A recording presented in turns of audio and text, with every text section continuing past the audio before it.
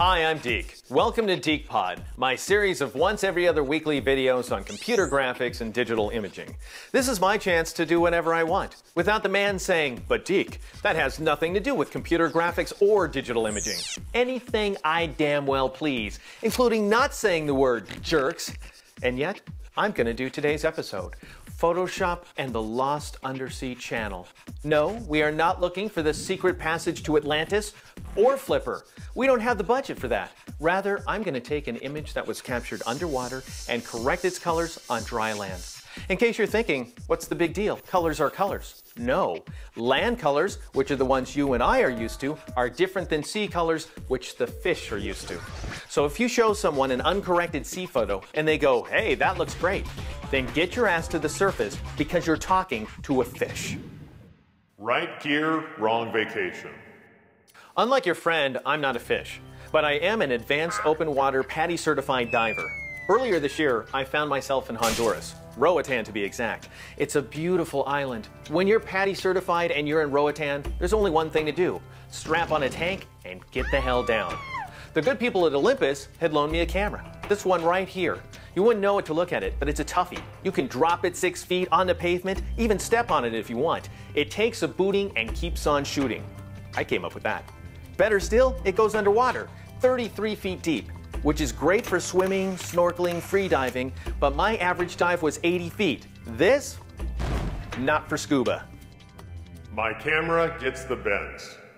So there I am, frolicking with the creatures of the sea. One dive alone, I swam with 4 different turtles, and not one of them got jealous. It was magical. And it was killing me that I couldn't take the camera. It doesn't even need a housing. I could stick it in the sleeve of my skin suit. Finally, temptation overwhelmed me. I took it under. When I got to 50 feet, the pressure was too great and the button seized up and some water got beyond the seal and I kind of busted the thing. Sorry, Olympus. Good news though, I was able to fix the camera at the surface and I recovered the few pictures I took before it went kaflooey. Even fewer of them were any good, and those I deemed worthy of tender loving care. Like this one. Not the world's best undersea image, but pretty great for a point and shoot, thanks to a tough little camera and some correction in Photoshop. Red channel blues.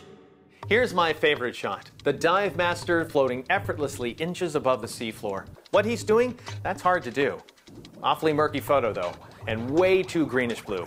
I might have offset things with the strobe, but I'm way too far away. My little flash fired, but it didn't reach. So I'm relying on natural light, the strobe of the gods, the sun. Here's the problem. Long wavelengths are quickly filtered away by water. Red goes first, then orange, then yellow. Green and blue survive longer, which is why shallow regions of a clear ocean appear green and deep areas appear blue. That tank should be neutral gray, and yet it's bright in the blue channel, no loss there, darker in the green, which carries yellow. This is the red channel. What happened? Did it fall off the card? No. Deep water, no long wavelengths, no red channel. I could fake a correction by taking this in the lab, bring up the levels command, balance the A and B channels, switch back to RGB, and you have yourself a red channel. But the colors are completely imaginary. Here's a shot of the dive master on the surface. His skin is brown, not green. Those are his fins, blue, not purple. You can't generate colors that the camera didn't catch, but you can do a better job of faking them.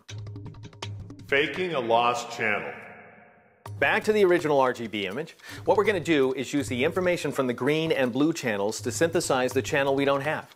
Add a channel mixer layer. In the red channel, give it 10% red, 60% green, 30% blue. Then adjust to taste. Now add a levels layer. Click Auto to automatically correct the luminance, and then adjust the sliders on a channel by channel basis. Maybe toss in a color balance layer, add some red, take out some blue. Now for the fins. Create a hue sat layer. Get this tool here only in CS4. Press the Control key, or on the Mac Command, and drag on the fins. Now they're blue. I'm still not happy with the coral being so dead looking. Looked fine to me. Further proof that global warming is a myth perpetuated by scientists who refuse to accept corporate handouts. So I flatten the entire composition and do some hand painting. Quite a bit of hand painting actually. A cold night of loveless hand painting. Then rotate and crop. Add some sharpening and you have yourself a damn nice looking image that looks a lot like I actually shot it that way. Conclusion. I know. As usual, you're thinking that I went too fast. You people who are always saying I go too fast, do me a favor and speed up your brains. I'm not racing through this shit for my health. Or check out my slower version of the technique, in which I train you properly and politely and without saying shit all the time. I explore this very image in glorious underwater detail in my video series, Photoshop CS4 One-on-One Advanced. Sign in at lynda.com/deke and check out the chapter on adjustment layers. For other aquatic techniques, check out my School of Fish-Friendly books at deke.o'reilly.com. And for a site that's just teeming with undersea adventure, go to deke.com. Got an ichthyological inquiry for a future episode? Call my hotline, 888-dekePod. Ask, and in time, you might just receive. But whatever you do, stay tuned for more videos.